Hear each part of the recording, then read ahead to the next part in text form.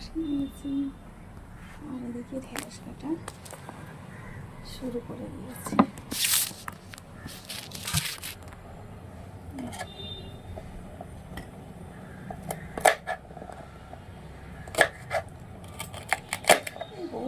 একটু পাকা পাকা আছে, মেয়ে আবার পাকাটা খেতে ভালোবাসে না।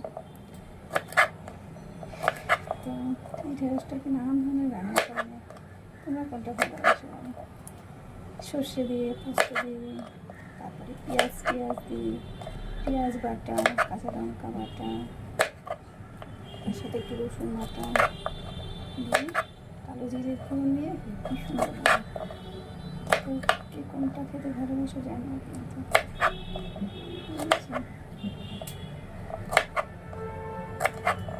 চলে কেটে নিই আর কড়াতে তেল দিয়ে দিই।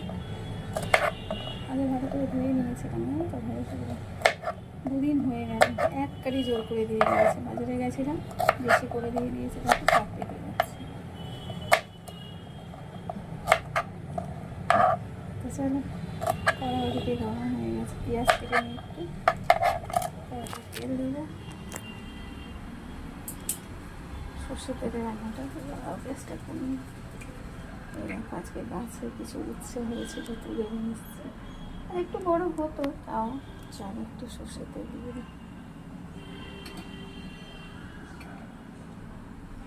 সর্ষে তেলে রান্নাটা করবো। তো চলো ঢেঁড়সের ঝাল করি। আমি একটু ঢেঁড়স ভাজা খাওয়া করেছিল, দেখি ওটাও একটু করে দেবো অল্প করে, আর বাদ বাকিটা ঢেঁড়সের ঝাল করবো। মশলা করে নিয়ে চলে মিক্সিতে ঝটপট